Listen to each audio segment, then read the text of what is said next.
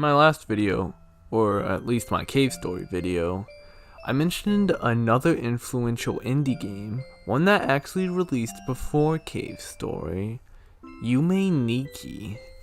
Might be my first ever indie game that, wasn't a flash game. This was like my cave story, I first played this when I was pretty young. I think I was too young to understand it. I wasn't hipster enough for these weird experimental games, yeah? Yume Nikki wasn't like any other game I had played at the time, and maybe even now. And I just didn't get it. It was so long ago I don't even remember what I thought of it, but I definitely felt its influence. It didn't affect the mainstream like Cave Story did, but it affected the indie scene a lot, and it affected indie games that kinda did become mainstream, And all throughout this, I've always had this game in the back of my mind. So, let's talk about it. Let's talk about Yume Nikki. It was released June 26th of 2004. You may notice looking at the title screen, version 0.10. This is the latest update to Yume Nikki, released in October of 2007. I guess you could say it was never finished, despite having an ending, but it's hard to tell with Kikiyama. Kikiyama's the creator of Yume Nikki. Remember that name, it's going to be important for the test later on. I'll be playing the Steam version that was semi-recently released by Publishers Playism with permission from Kikiyama. Yume Nikki was made in RPG Maker 2003. Man, despite how old RPG Maker 2003 is, it had some of the hottest bangers that came out, man. RPG Maker. Now this is something I'm familiar with. I myself have never touched 2003, but my current project is being made in MV. Even then, I can still understand how a lot of this game was made. But it's also so crazy that even now I still hear people talk about the kind of stuff you can do in 2003 that not even the latest MV can do. Anyways, Yume Nikki is a game about exploring dreams. Yume Nikki itself translates to dream diary or dream journal. You begin the game in an apartment and take control of the main character, Madatsuki. I've heard a lot of different things about the translation of Madatsuki. It's generally accepted as window, but I've also heard it used to reference people who look out windows, daydreamers. There's not much to do in the apartment, there's just a bedroom and a balcony. Attempting to leave will cause Madatsuki to shake their head. Interacting with the table will allow you to sit down and save your game.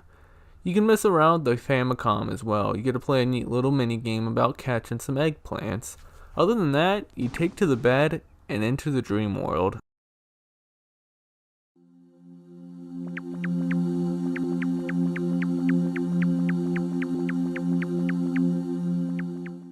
Through the dream world, you can go around various areas by a hub area known as the Nexus. Some areas do connect with each other. The idea is to go around areas in order to find these things called effects. Effects can be gained by interacting with specific NPCs. Each effect has an action. Without any, Madatsuki just sits down. Some of them serve a purpose in a puzzle sense, such as moving NPCs or getting rid of this one instance of fire. Some of them are just plain useful, like the bicycle making you go faster. While you could argue about the goal of this game, you can get the ending by dropping off all 24 effects in the hub area. Honestly, going in, I remembered very little about this game. Just specific areas, and the ending of course. I guess I'm gonna slap this here. I'm gonna be spoiling a lot of Yume Nikki, since basically seeing any part of the game is a spoiler. No skip either, so go play the game or just stay if you want. I will say the ending is pretty iconic and kinda crazy. Anyways, Yume Nikki is an open world game. You can go anywhere you want for the most part. You can get most effects in nearly any order, and it's likely that the first effect you get is another player's last. My first effect this playthrough was the flute effect. Beginning the game, I went into the bed instead of the Nexus and I got taken to the staircase. Little did I know there was only a 20% chance I would have went somewhere by going into the bed again. Going down these stairs, I took an elevator and arrived at this room. You see these little subway doors here? These are two different exits. If I left through the top path and came back, the bottom path would be blocked. Taking the bottom path leads to the roof. This is one of my favorite areas in the game. The music, the appearance. Yume Nikki uses a lot of realistic pictures mashed in with sprites. Typically for areas that resemble the normal world we live in. It's a very pretty aesthetic, sprites on these pictures of skies. The crazy thing is that most people probably didn't even go to this area or know it exists. The music here too is very upbeat and stands out when compared to the other tracks. Yume Nikki's soundtrack is incredible. Most tracks consist of 3-second loops played over and over. A lot of ambient tracks, but also a lot of more melodic tracks. It's real good music to work to, it's not distracting. It was this music that got me thinking to return to this game. It's funny how such repetitious music is the music I can listen to upwards of decaminutes and beyond. And most songs will only play in one screen and nowhere else in the game. It gives every location its own distinct theme. Yume Nikki is a game about exploration. I think that's the real goal. There's so many winding and long paths that lead to areas that are pointless. Screens with their own themes and characters. Yeah, you didn't get an effect, but you saw some crazy stuff on the way, right? In that way, I think it's similar to LSD Dream Emulator, where you just walk around aimlessly going to new places. Getting every effect certainly does not mean you saw everything this game offers. There's a lot of events that have a chance of occurring. Some of these are rather intricate, usually left up to luck to even occur. Yes, I tried like 60 times to get Euboa, and no, it didn't happen. So I guess you're looking at this game and thinking, hey, is this a horror game? That's a tough question. A lot of people label this game as a horror game, and while I admit I'd never let a kid play this, I don't entirely see it. But I do remember getting scared at specific moments. The loud crashing sound that plays if you crash the Famicom world, which is luck based, and twice when going into a dark room. Sorry dude for getting scared, turn some lights on cutie. There's definitely a lot of strange and disturbing imagery though, but there's also a lot of pretty and calm areas. It's a dream, you know, sometimes you get a scary one, sometimes you get a dope one. I think the White Desert might scare me the most though, it's that music, man. Another song that scared me was the Torrington Beat song. But let me tell you about my favorite places though. I already talked about the rooftop, so how about the neon world? Got all these dudes moving around and partying, get to chill out with my date friend, Neon Parrot. I will say there's a lot of imagery in this game that's kind of seizure inducing, so I'm just going to slow it down just in case. I mean, my eyes are very sensitive too, and this didn't hurt too bad, but it definitely wouldn't be a place I'd stay in for a while. I like this lake area with the chill yet ominous music and these people in blue dresses looking towards the lake and the sky. Speaking of which, this sky stairway, I'm sad on my playthrough I didn't see anyone falling off, but at the top of the stairway you get these guys looking over a city. It's pretty stuff. I really like this train car with this cute monster dude. Bro, we're chillin'. I really love the Famicom worlds too, man. This place is so cool. The music's great, and there's even sprites for every effect you have. It's really detailed. I think my all-time favorite though is going to Mars. The music here is beautiful, and going down to this weird looking area and seeing this crying dude, the sound they make when you interact with them matches up with the music too. It's so memorable.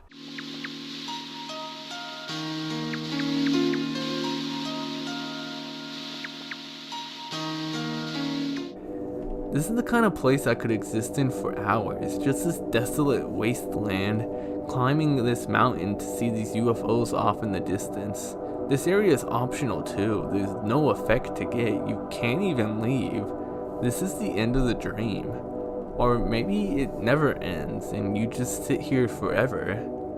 Maybe this is your ending for Yume Nikki. Mars is such an out there place when compared to the rest of the game. I know to other people, when they see stuff like this, maybe they just laugh at the graphics. Maybe they'd be mad that there's no purpose to this place. I feel like that's the confirmation that those people and I will never be able to see a lot of the same things eye to eye. We see the world differently, because to me, this is artistic.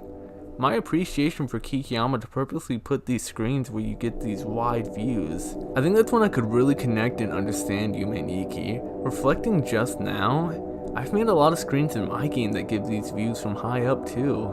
I don't know, this stuff is really pretty to me. And once again, this music is masterful. It's definitely my favorite song in the game and one of my favorite ambient tracks in games in general. Of course, you aren't really soft locked here. With the press of the 9 key, Madatsuki will pinch their cheek and you'll be back in the normal world.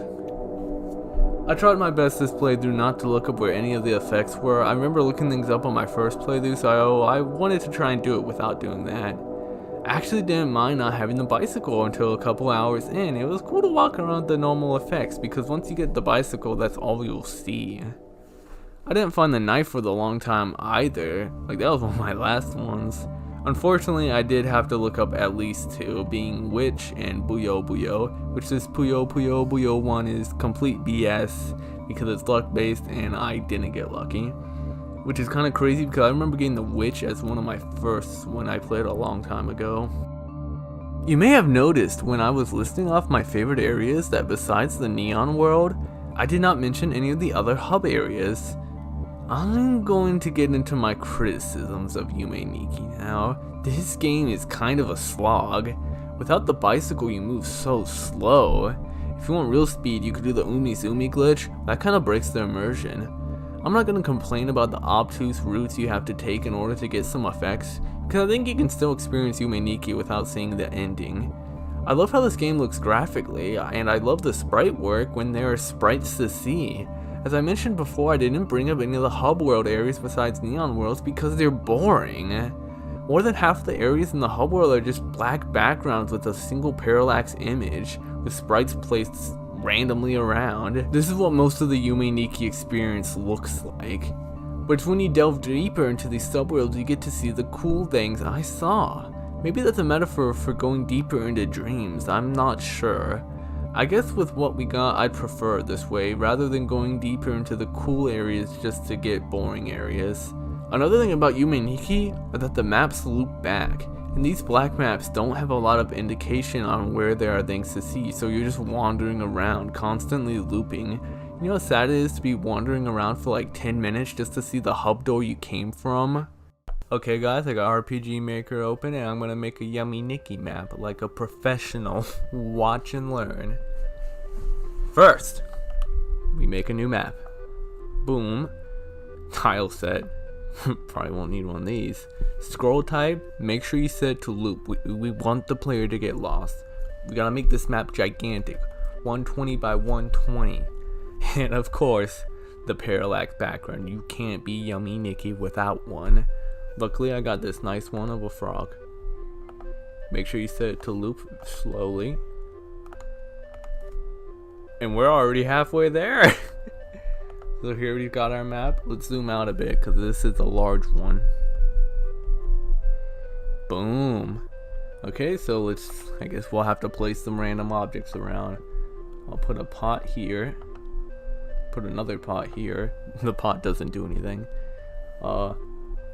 Let's put a single tree. Okay. I don't think I placed that tree right. There we go. Put some wood down. I've never used these default sprites, by the way. This is kind of new to me. Okay, we need an effect. We need the lily pad effect. Is fitting. So if you go all the way down here, you'll get the lily pad effect, but you won't. Okay. Now we need to cover the ground in something. There we go. Because RPG Maker, you gotta cover the ground something. It's okay, you won't see those objects. Okay, we need a door, This will be like the door to the Nexus, you know? Grab this. Put it in the middle, supposedly. And we finished our Yume Nikki map. So boom. Let's check it out. Okay everybody, we're at the title screen. As you can see, it's blank as any RPG Maker horror game, so let's take a look at our masterpiece. My god, it's everything I wanted. I'm already doing the Yume Nikki movement. Let's go some diagonals. We might see something. Don't get your hopes too up. There's the frog.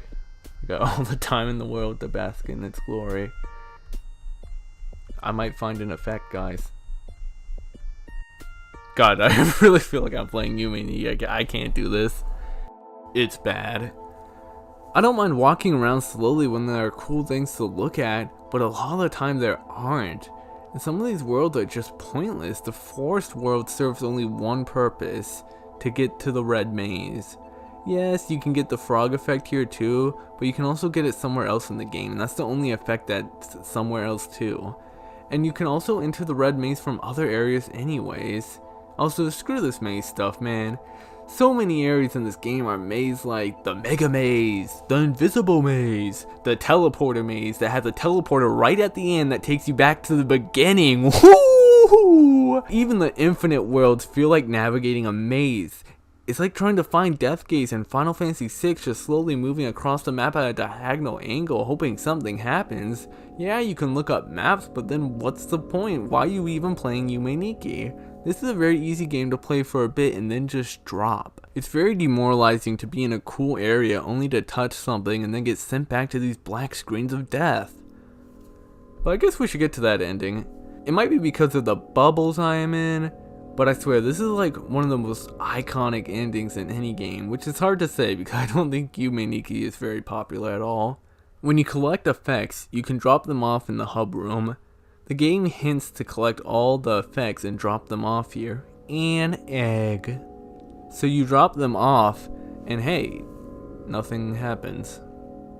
But you sure feel accomplished. That's Yume Nikki, guys.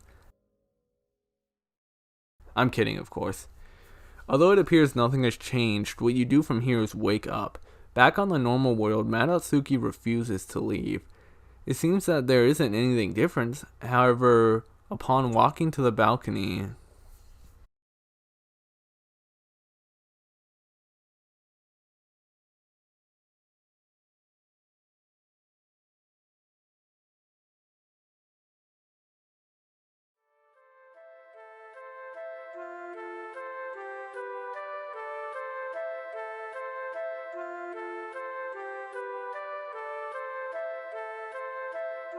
this is the ending of Yume Nikki. Madatsuki jumps off the balcony and dies. Or do they? A lot of people can speculate upon the idea that this is still the dream world, as these jellyfish creatures are still here. In game, the jellyfish would seemingly teleport you into endless zones, so maybe this represents an escape from these endless dreams. Maybe the jellyfish are heaven and hell. People interpret it in many different ways, and I really want to get into this. This is the main meat of this video. What I've been thinking about as I played through the game. What's the meaning of Yume Nikki? With a game this obtuse and shy about its story, it can come off as difficult to parse any sort of meaning. What does this mean? What does this mean? What does this mean? Fans have all sorts of theories regarding this. Let's skim by these, as I think they're kinda silly. We've got the typical coma theory, because god, everything has a coma theory if you think about it hard enough. It's actually kinda hard to find theories about this game. I swear, it's like they all got removed or something. You used to be able to just type in Yume Nikki ending explained and you'd get bombarded by these theories. I guess the wiki cleaned up. Back in my day, the most popular theory was about, rape. It was really detailed stuff. There were many sub-theories upon it as well, going into the many thoughts on the imagery and creatures seen in the game, and Madatsuki having like a fear of pregnancy and such, and maybe she is pregnant, maybe she's afraid of other people now and refuses to go outside, maybe she doesn't want to go and check to see if she really is pregnant, so she jumps off because she couldn't deal with that stuff. Okay, I guess. You'll notice something a lot with these theories, is that they either focus on one single thing in this giant game full of all sorts of things, or they're so vague they barely make sense. So does QQQ represent a dick, a dope drug trip, or a cutie I wanna kiss?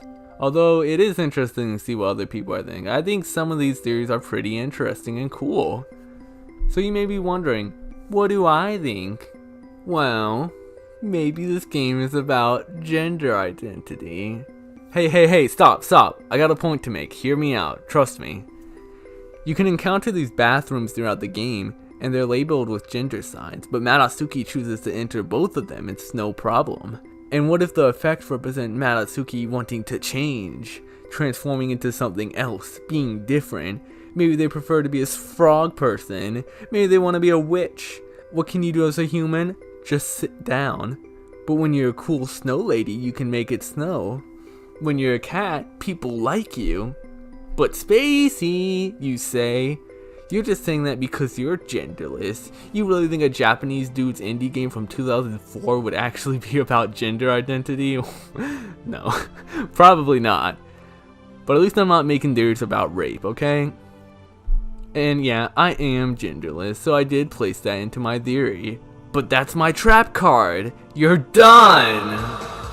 You see how easy it is to make a theory about Yume Nikki? I'm gonna give you my take on what Yume Nikki's actually about. I'm gonna give you the truth. I think it's time we finally address Kikiyama. I said that in a really hateful way. Kikiyama is the creator of Yume Nikki, every part of it. They are nearly a complete enigma, with very few sources of info out there, and your best chance of contacting them being an old email they rarely respond to, and likely don't at all anymore. No pictures or anything exists of them. The most you can get out of them is the site about the game. In it, Kikiyama states that Yume Nikki is a game where you walk around the world in a dream setting. There is no particular story or purpose, it's just a game of walking around. And that's it, man. Yume Nikki doesn't have any meaning. There's no hidden story. As neat as the premise of a game about revealing what a character is feeling by looking at their dreams in a game with no dialogue is, it's not this. Well, that's boring, right? But I'm not done yet, because there is a meaning. Everyone seems to center on this idea that Madatsuki is this deep character, one that's gone through a lot of traumatic dreams, refuses to go outside. They think Madatsuki is the main character. I think Kikiyama is the main character. You ever notice how none of these theories ever touch upon the large amount of Native American imagery in this game? Seriously, this stuff is everywhere. So why is it there? Because I bet Kikiyama thought it was cool. I bet Kikiyama loved these random characters. A lot of these people making theories see Madatsuki as this poor girl trapped in this world of horrible monsters. But I don't find these monsters scary. In fact, I find most of them to be cute or cool looking. And I bet Kikiyama thought they were cool too. This is a game about dreams. Not Madatsuki's dreams, but just random things Kikiyama dreamed about, random things they thought about.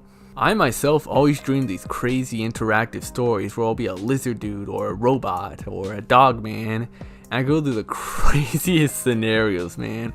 Like preparing a bunker for the war, discovering the truth of Disneyland being a hidden sex cult with ties to the WWE and the COD franchise, going to a bottoms rights activist protest. I write a lot of these things down, it's nuts.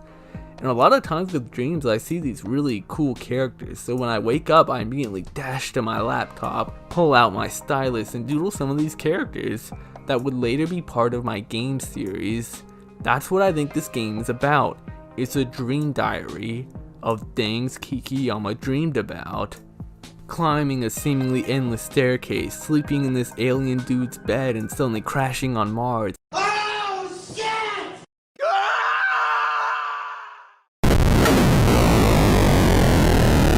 Exploring an 8-bit world. And much like how my appearance changes constantly with my dreams, maybe so did Kikiyama's. And that was the idea of effects, just one of many forms Kikiyama put in their dreams. Once again, this is a dream diary, a collection of dreams all combined together. I know what you're thinking, Spacey, you don't know that about Kikiyama. In my Cogdis video, I said I didn't like to assume things about other people, much like Other Hand, another video game developer that is sort of an enigma, who made my favorite video game ever. Which, quick update, Other Hand is fine, don't worry about it. But with Kikiyama, I feel like I can resonate with some of these ideas. And I will 100% say these are just my assumptions, and I can be wrong. With the idea of Madatsuki representing Kikiyama, I think you can see that Kikiyama may just not like talking to people. I mean, they have no confirmed social media accounts, and basically vanished from the online world. Playism got in contact with them for Yume Nikki Dream Diary, a remake that might as well be a fan game, which is what Kikiyama basically said about it. I'll get more into Dream Diary in a second, but in that game you can find a spot that hints towards the sexual assault and pregnancy theories I mentioned earlier, which completely goes against Kikiyama's view of this being a game with no meaning or story. Back to the original Yume Nikki, it's rare to find anything that strictly resembles a human, with some of the closest being these object head guys. Secret theory, Yume Nikki started the object head movement, I just know it. Anyways, the closest thing you do see to humans are these people in this area labeled as the mall. Even though I perceive it as a subway, none of these areas or characters actually have official names, it's just fan conjecture. In this mall area, you can find these human-like NPCs that seem totally normal, but when you interact with them, they run away. Without any effects either, they're the only NPC that avoids the player when talked to. All the other ones make sounds, don't harm you, besides the Torringen, which also seem to have a human-like appearance. A lot of people perceive this part where Madatsuki sits down with this cutie to be a scary moment about being out in public, but even if this supports my theory, I think this is just one of the chillest parts of the game. I know you've probably asked this a billion times, but you may be asking, why is X character here then? Because I bet Kikiyama had a dream about them and thought they were cool. No coma evidence, no pregnancy evidence, none of that. It's just there because Kikiyama felt like putting it there. Why is there no bathroom or kitchen in Madatsuki's apartment? Because Kikiyama didn't feel like making an actual room, they wanted to make a darn game about dreams. So why does Madatsuki commit suicide at the end? Well, maybe Kikiyama was depressed and thought about that stuff while making the game. Yeah, that's a ballsy thing for me to say, but hey, I have a lot of suicidal stuff in my game and I put it there because I felt suicidal. I love and draw all sorts of weird characters that aren't appealing to the normality of society, which I myself am also disinterested in. So I put these cool characters and depressing ideas in my game because I don't care to talk about this stuff to other people. I'd rather express myself in a game. And that's how I felt Kikiyama felt, you know? That's my thoughts on Kikiyama and Yume Nikki. As you may have noticed, I once again brought up a lot of experience I could relate to in my theory, much like I did with my fake theory on what I thought Yume Nikki was about.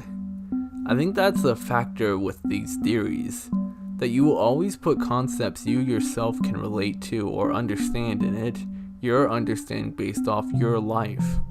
Like, I would assume most people making the rape theory haven't actually been raped, because then you would actually know what rape and sexual assault does to a person. But these people perceive the eyes watching you here to resemble stalking, because that is their understanding of it. They presume this monster to represent a fear of pregnancy. They think this dude is a dick. They think this guy's the head of a penis? What? What kind of dick do you guys have? My second analysis about Yume Nikki is that of, with death of the author implying Madatsuki is you, and how you understand this game is a reflection of yourself in a way, much like how dreams reflect certain thoughts and aspects about a person. So in that case, Yume Nikki is a game about a person named Madatsuki who is afraid of going outside due to a fear of society and other humans. So instead, they spend all day dreaming, having lucid dreams where they take the form of many different characters. There's no rules based off who you are, because there are so many different kinds of people. Sure, some parts leak the unfortunate sides representing the real world Madatsuki is avoiding, but there are many more cool places that they enjoy visiting. And when they wake up, they record all the cool stuff that happens in their dream in their diary. They enjoy their dreams a lot. Being with monsters that aren't cruel, aren't mean, that they can relate to and be with. But it's not a lifestyle they can maintain. They have to go outside and see other people. That, or maybe they just got bored of the same dreams, the same areas, oftentimes dreaming of voids with nothing to do. You don't start with the knife, and you're unlikely to get it first. But when you do, you can basically delete anything in the world, take your frustrations out. That the world you want to be in isn't the real world. So you leave all your dreams and adventures behind, the self you wish you could be, but no you aren't. You'd rather live in the dream world with the cool monsters than in this real world. And that's what you do. You wake up and end it. Because you don't want to be in a world you don't like. Because you don't want to be in a world that doesn't like you. Alright, maybe it's not that deep. And maybe this guy's a giant rainbow cock. Woo! This game doesn't have any meaning, guys. You wasted your time watching this video. Woo! So let's talk about Yume Nikki's legacy and impact. The amount of Yume Nikki fan games is astonishing. Overwhelming. Like, there's a huge amount of these, even having their own wiki.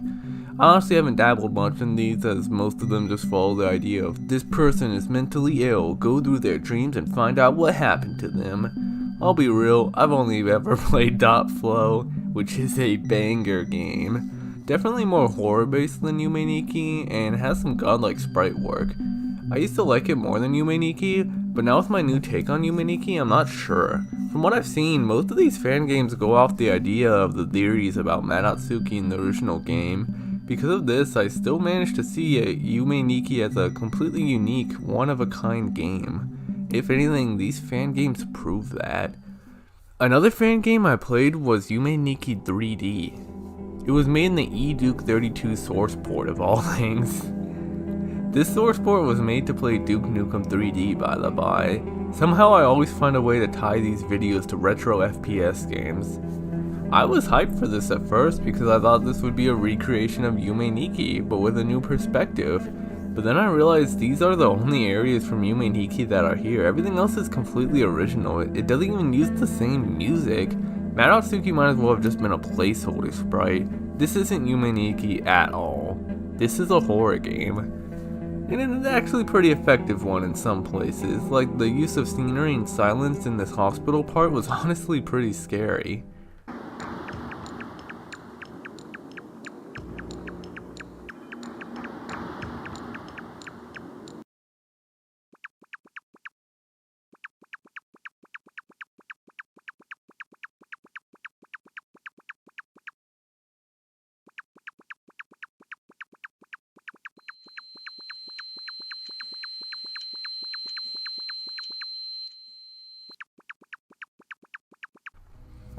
But maybe that's just because hospitals give me PTSD. I'd compare my feeling about this game to how most people felt with Yume Nikki Dream Diary.